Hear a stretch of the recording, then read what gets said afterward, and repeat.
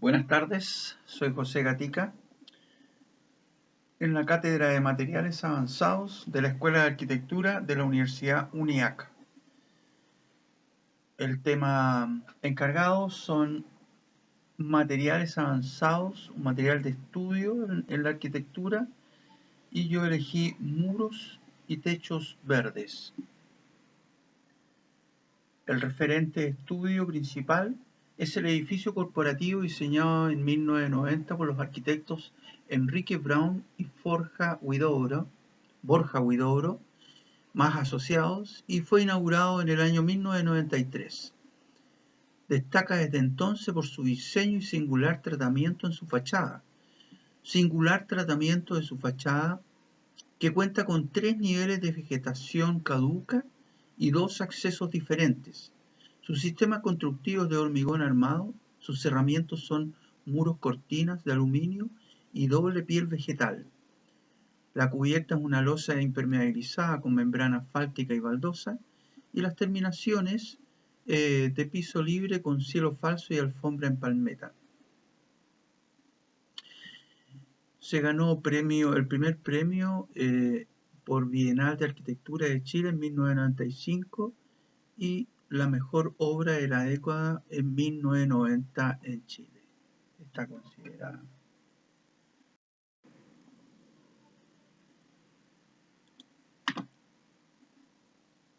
Análisis del material. Los jardines y áreas verdes en una ciudad altamente contaminada lograron y logran ser el material innovador que revoluciona a la ciudad. Sus ventajas son las ventajas del funcionamiento de las plantas. La cualidad del reino vegetal es que nos libera de la contaminación ambiental como un aislante acústico, térmico, lumínico, consume dióxido de carbono y produce oxígeno. Como podemos ver en la imagen, el proceso de producir oxígeno y consumir dióxido de carbono se hace a través de la fotosíntesis, es decir, sintetiza la luz y la convierte en almidón. Entonces, en este proceso de fotosíntesis, su alimento es el dióxido de carbono, que lo capta a través de la clorofila. O sea, todo esto, la luz se capta a través de la clorofila, pero la clorofila también consume el dióxido de carbono y libera el oxígeno.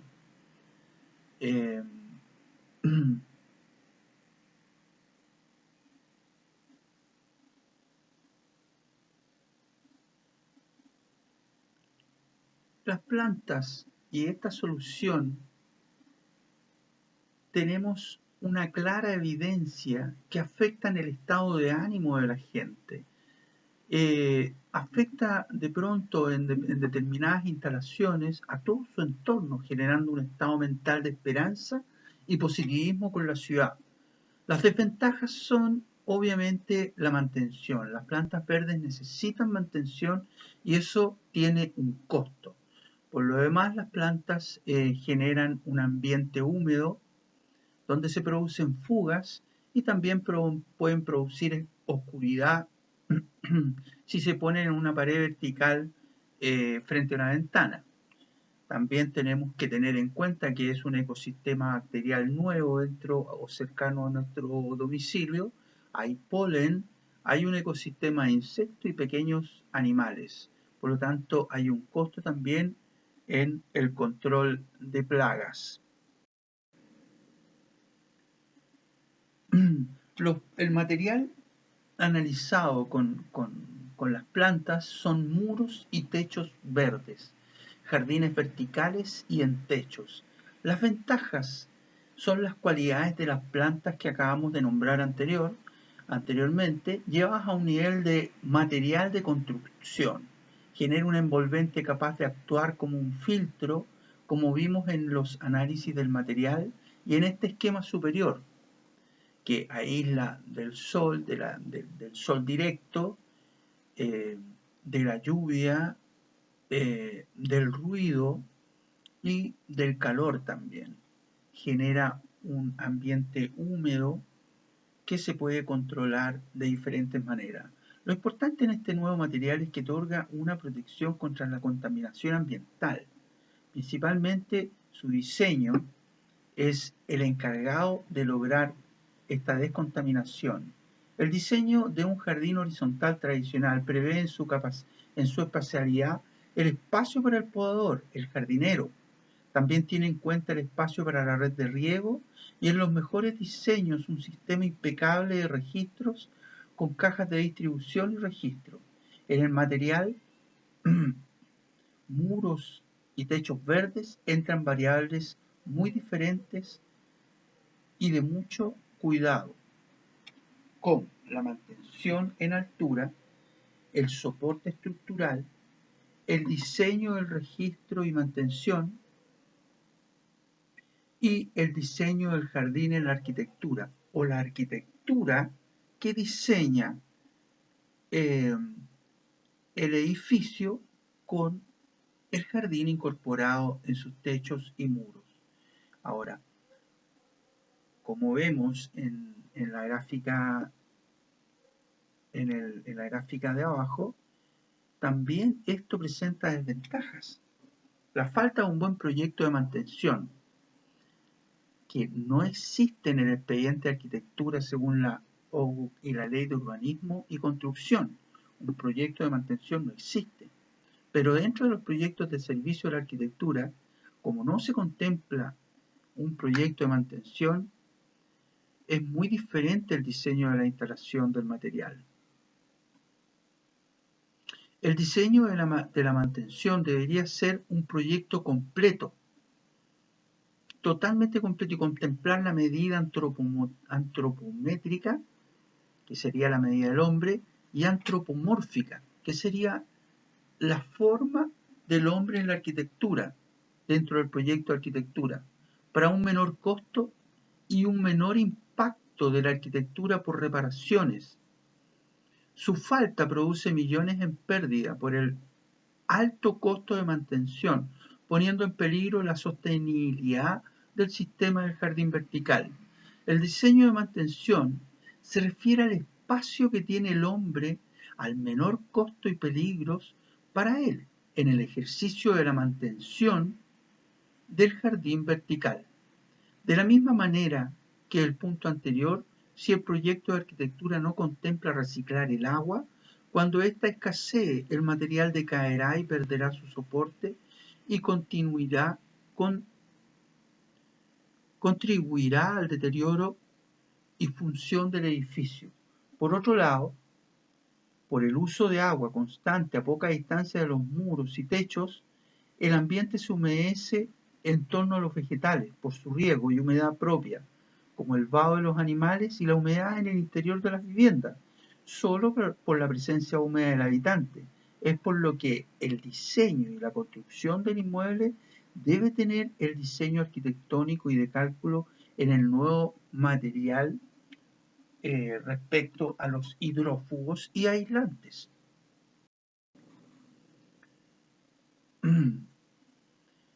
La normativa vigente, producción y uso del material avanzado para fines de la construcción.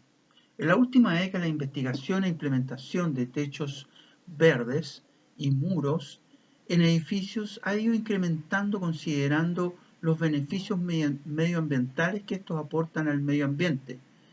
Recientes estudios demuestran que su uso puede mejorar aspectos como disminución del consumo de la energía al interior del edificio, incremento de la biodiversidad, aporta al control de escorrentias, mitigación del efecto de islas de calor urbano, mejorando conexión de las personas con la naturaleza y contribuye a la mitigación de la contaminación atmosférica urbana.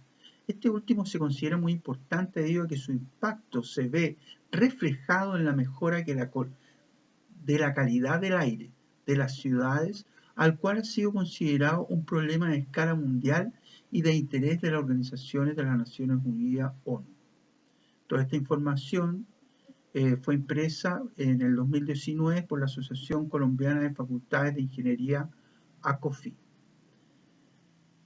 Estudio editado el año 2019 por la Asociación Colombiana de Facultades de Ingeniería, la configuración de techos y muros verdes en edificios para disminuir la contaminación atmosférica urbana. Este estudio fue hecho por Margaret Vieco, Universidad Pontificia Bolivariana de Bucaramanga, Colombia, y Sergio Vera y Héctor Jorquera, de la Pontificia Universidad Católica de Chile, de Santiago de Chile. La influencia de las políticas gubernamentales y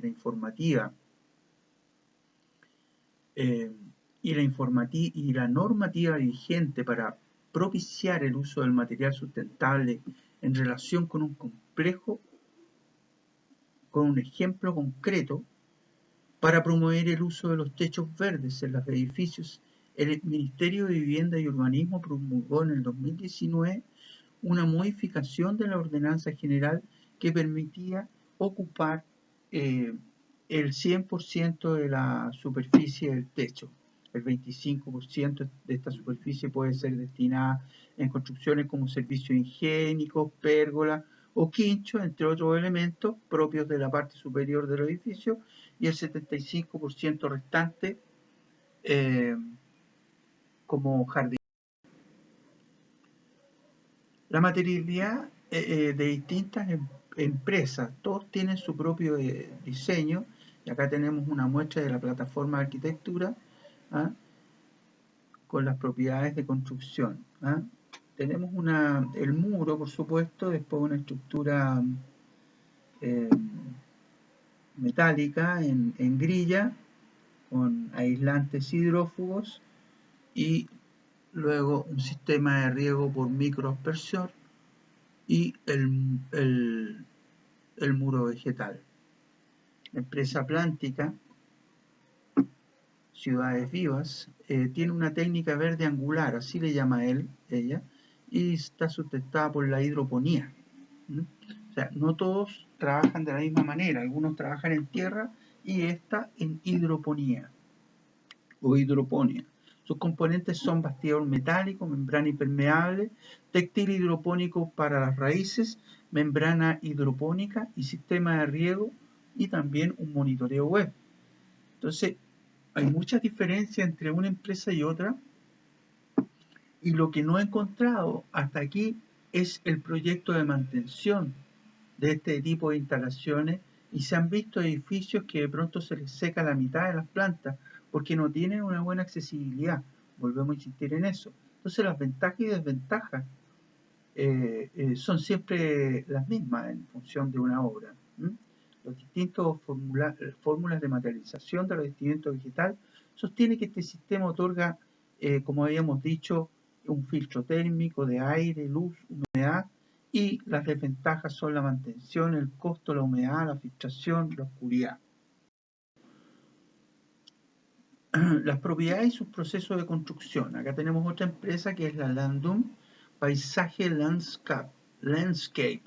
La estructura se recomienda que el muro verde no vaya directamente en la pared, pues en caso de no tener una protección para la humedad, se podría ver dañada.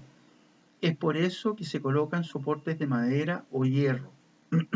Y es importante mencionar que los organismos vegetales transpiran agua y que al hacerlo generan y mantienen ciertas condiciones en su ambiente próximo, llamado microclima, que puede llegar a reducir algunos grados Celsius por debajo de la temperatura ambiental. Entonces, también tenemos una práctica muy antigua de cercos vivos, como vemos en la imagen inferior, pero este cerco vivo ahora se usa también como un aislante acústico en las carreteras.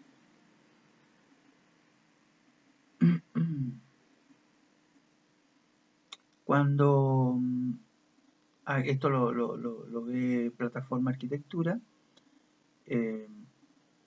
y dice que las especificaciones técnicas para hacer estos cierros tienen que ser a altura desde 1 metro, el efecto acústico es eficiente en la ciudad, el espesor es de 34 a 40 centímetros, vegetación en ambas caras, riego automatizado y plantas perennes con una estructura de acero galvanizado.